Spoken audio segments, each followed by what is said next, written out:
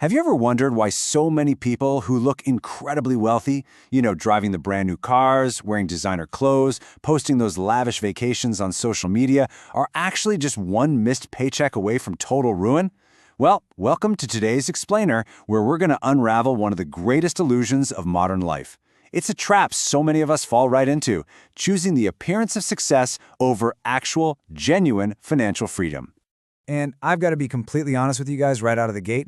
The person caught smack in the middle of that trap is me. I'm Mike, your host. I'm 25 years old, and I bring in about $4,500 a month. So, on paper, I'm doing great. But if you look closely at my life right now, I finance a very loud lifestyle.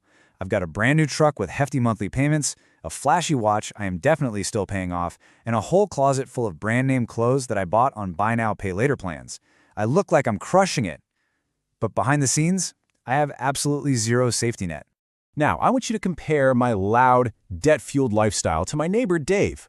Dave only makes $2,200 a month. That is roughly half of what I make. He drives a 12-year-old sedan, he wears a jacket he's had for like 3 winters, and honestly, nobody even looks twice when he walks down our street. But here is the kicker. If I lose my job tomorrow, I don't have a single month of savings to fall back on. But Dave owns his house outright, and he puts his savings on autopilot every single month. So who actually has the money here? That brings us to our first main section, disappearing by design. You see, this lack of financial security isn't just a personal failure. It's actually a systemic educational gap. Think about it. Our schools spend years teaching us things like trigonometry, a subject most of us will literally never use, but nobody sits us down to explain how compound interest works or the absolute danger of a 24% credit card. We're essentially taught by society to prioritize visible consumption over invisible wealth building. And the data totally backs this up. According to the Federal Reserve, a massive share of American households would struggle to cover just an unexpected $400 expense with cash. The FDIC notes that millions of people are completely cut off from basic wealth-building tools. And shockingly, the Bureau of Labor Statistics shows that transportation, meaning our car payments, leases, and financing, often rivals what we spend on healthcare and education combined. The whole system makes it incredibly easy to go into massive debt for things that do nothing but depreciate. Which leads us directly into our next section, the 7 wealth killers. These are the everyday pitfalls that separate those who just look rich from those who actually are. As we go through these, I want you to be totally honest with yourself and see if you recognize any of your own habits. Because yeah, I definitely recognize mine. Habit number 1 is the new car habit. This one hurts. 15 to 20%. That is how much value a new car loses in the very first year alone.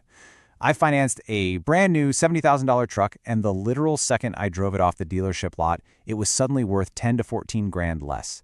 I'm paying interest on a vanishing asset, I'm building an image that loses value with every single mile, while someone driving a reliable used car is investing that monthly payment difference and building real net worth. Habit number 2, the wedding you can't actually afford. The pressure to look successful in front of your family is so intense. Picture a family bringing in $3,500 a month, but they throw a lavish $25,000 wedding on a credit card with a brutal 24% interest rate. The wedding lasts 8 hours, but the debt, that suffocates them for 5 years. Every extra dollar goes to interest, not their future. The guests are going to forget the party, but trust me, the bank never forgets the debt. Then there's habit number 3, the buy now, pay later trap. Look, having nice clothes isn't the issue. It's financing them. Research from the Consumer Financial Protection Bureau shows that these 0% interest offers are just loaded with fine print, deferred interest clauses, and massive hidden fees if you're even 1 day late. They quietly push shoppers right into an endless debt cycle for a depreciating closet. It keeps you totally broke while making you look like $1 million. Habit number 4 is a really tough one to talk about. Supporting family without clear boundaries becomes the single biggest leak in your entire net worth. It's that immense pressure to lend money you don't actually have. We all want to help our families, for sure. But if you sacrifice your own savings to prop up a relative without strict boundaries, you are ruining your own financial future. The harsh reality is, if you go broke helping everyone else today, you can't help anyone, including yourself, tomorrow. Habit number 5 targets the modern economy specifically, having zero retirement strategy, especially for gig workers. Bureau of Labor Statistics data shows that millions of freelancers and self-employed Americans are contributing absolutely nothing to their retirement. They're working incredibly hard today, spending their cash on trucks and clothes, but building absolutely zero foundation for their 60s and 70s. Earning money and building financial security are two completely different things, guys. Habit number 6 is confusing a high income with actual wealth. Someone earning 80 grand a year might seem rich on the surface, but if their fixed expenses, luxury car payments, and lifestyle debts eat up every single dollar of that paycheck, they are completely broke. Contrast that with someone making 40 grand who keeps their fixed expenses low and actively saves. Wealth isn't measured by what comes into your bank account, it's measured by what stays there. Finally, habit number 7, the fear of investing. A 3% annual inflation rate is relatively normal, but because so many people are terrified of the stock market, they keep their cash safe under a mattress or sitting in a checking account. But keeping it there guarantees you quietly lose at least 3% of your purchasing power every single year. Cash that isn't growing isn't safe at all. It's just slowly evaporating. So let's just pause for a second here. Have you actually thought about who is going to support you at 70? Honestly, it's a pretty heavy thought, isn't it? The decisions we make right now, in our 20s, 30s, and 40s, the things we finance just to look good for a weekend, are directly stealing from the person we're going to be decades from now. Let's look at Section 3, 20 years later and the power of compounding. We're going to do a quick time machine case study to see how these habits actually play out. Meet two 25-year-olds from Ohio, Jenna and Sam. They start out making the exact same income, $42,000 a year, at similar office jobs, but they take wildly different paths. In their 20s, Jenna wants to look successful immediately. She finances a nice car, upgrades her phone every year, and puts designer clothes and vacations on her credit cards, just making the minimum payments. Sam, on the other hand, embraces silent sacrifice. She keeps her phone for 4 years, cooks at home, lives with her parents to save on rent, and quietly auto-invests $250 a month into a low-cost index fund. Okay, so at age 25, they have the same income. But by 30, Jenna has 3 maxed-out credit cards and a cycle of car trade-ins. Society applauds her because she looks amazing on social media.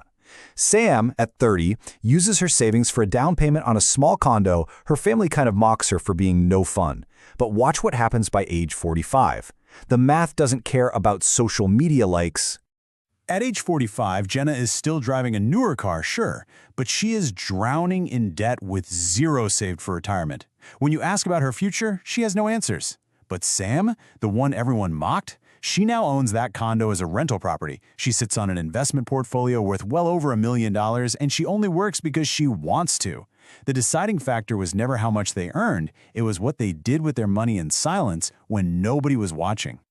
Which brings us to our final section, choosing the silent path. Wrapping up this explainer, I really have to look in the mirror. Right now, I'm living exactly like Jenna, and I need to start living like Sam. I need to be a lot more like my neighbor Dave. We have to stop chasing the fleeting approval of complete strangers in parking lots. Remember, nobody is going to pay off your debt for you, and nobody is going to stand around and clap for your savings account either. Real wealth makes absolutely no noise. Because looking rich is a decision you make in a single moment, often at a checkout counter or a car dealership. But being rich, that is a quiet, disciplined decision you make over 20 years. Every single dollar you spend today pushes you down one of these 2 paths. So, looking at your own life right now, which path are you going to choose? Thanks for joining me on this explainer, guys. I really hope you start building your wealth in silence.